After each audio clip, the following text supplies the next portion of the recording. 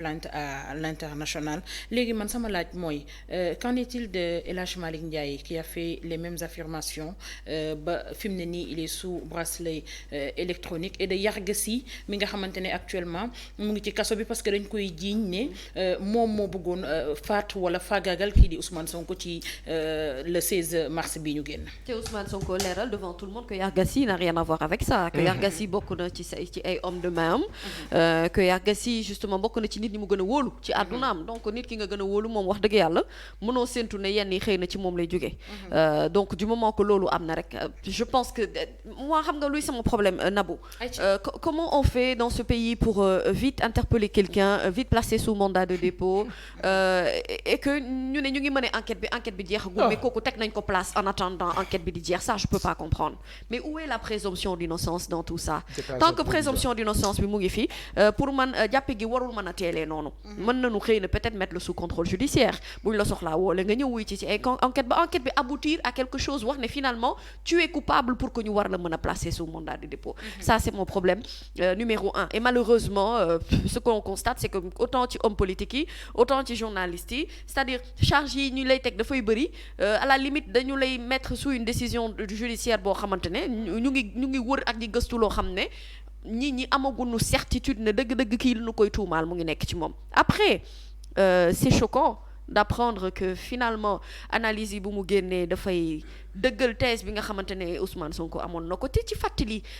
ci manifestation yi taxoon mu jur débat bi ñuy waxtaanee nii tey ci waxtu woowu ci image yu ñu doon jël xam nga réseaux sociaux yi dañuy liggéey bu am solo à la limite parfois image yu ñuy génnee nit ñi duñu xalaat ne sax ne ci instant boobu capture am na wala vidéo am na ci moment boobu quand bu mu juree coow li paasan ci am na nit ku yéeg ci camion bi wàccaat wala yéegul wàccaat rek déjà loolu problème la doyoon na ñu ubbi enquête état bi ubbi enquête dans la mesure que am na amul feebar na tëdd na ci clinique donc pour man c'était pas de dire que Ousmane Sonko dafay jouer un scénario wala dafay jouer un film mais pour tout simplement ñu accorder ko cër bi nga xamante ne war na ko am en tant que leader d'opposition wala koo xamante ne en tout cas c'est un opposant boo xam ne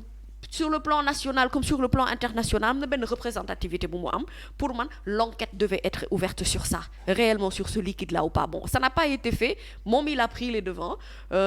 sécuriser un peu li nga xamante ne moo jëm ci analyse yooyu yëpp parce que après dégg nañ coow li ci topp yëpp derrière et on nous apprend que finalement tentative d'assassinat am na léegi nag li Pa Assane wax c'est tellement vrai tellement véridique qu'il y a pas grand chose à ajouter sauf que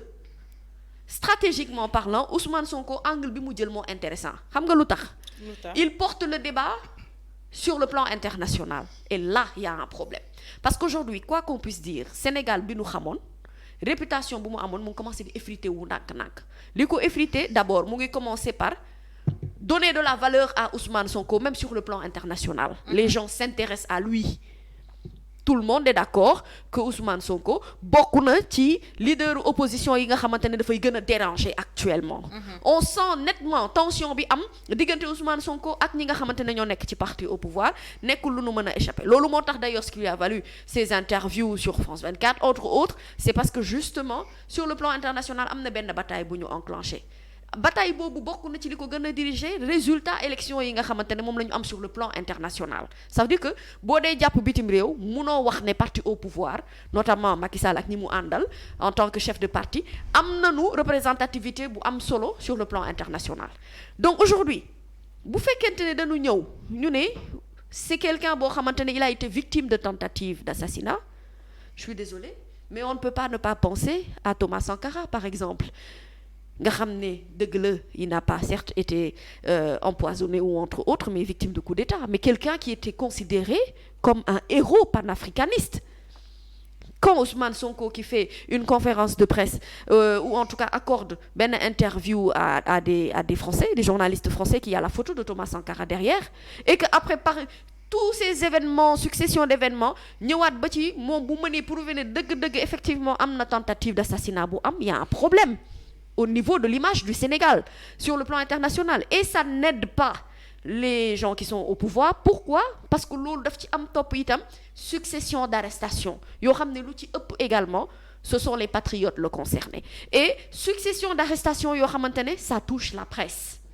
donc finalement tout est réuni pour dire que Sénégal bu dee dañuy wax rek en termes de démocratie am na lu bëri loo xamante ne ñu ngi ko dee ñàkk ci xel ñu ngi ko dee ñàkk ci doxalin mais ñu ngi ko dee ñàkk également ci image et loolu c'est hyper important que ñoom ñu bàyyi ci xel bu baax certes c'est pas eux qui dirigent notre pays mais diplomatiquement ni dëkk bi di doxee Sénégal quoi qu'on puisse dire aujourd'hui dafa soxla ay type de coopération comme disait Pa Assane mais au-delà de tout cela l'image du Sénégal est importante en tant que pays stable en tant que pays buy respecter toutes les notions de démocratie notamment l'opposition même bu fekkente ne bokkuñu ak moom gis-gis donc on attend de voir aujourd'hui li nga xam ne moom mooy conférence de presse Ousmane Sonko c'est notamment plus attendu sur cette question bi nga xamante ne moo laal wàllum assassinat bi pour que Naboucor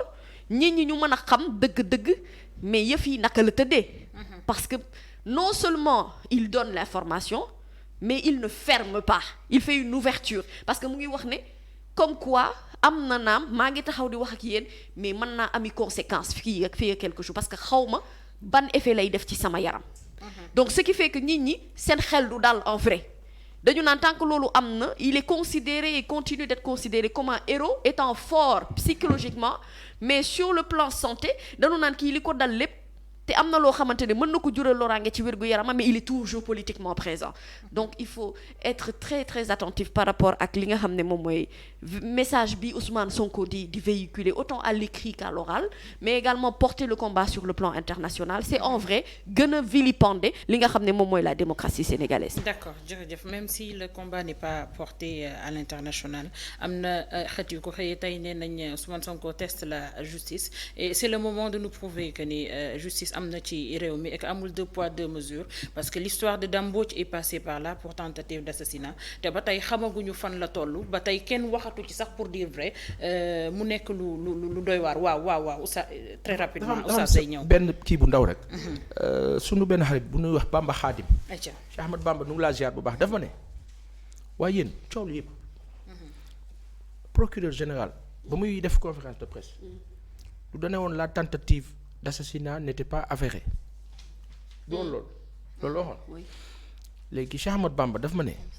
kon lu tax ñuy téye Yarga Sy aussi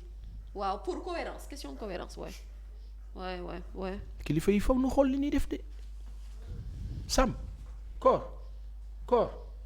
xoolil aw jëlal wax ji du bare kilifa yi foog nu seet xam nga la pression est tellement forte xam nga ñun dañuy wax gis nga jamono bi yéen a ngi naan waa journalistes yi critique ak xaw ma lan def leen attention ñoom les journalistes sont sous pression journalistes nekkuñu sous pression de xam nga ku nekk sous pression le pouvoir actuel dans 9 mois 10 mois vous allez partir inchallah loolu neexul ci xol nit rek la nguur gii pétrole beeg gaz bii la xeeñ la agsi contrat signé ça et là en 2012 c'est le début doo gis temps bi 10 ans yi day bare ci yow ça passe vite c'est fini là loolu neexut a bàyyi il faut que yàlla may la dayo bu kawe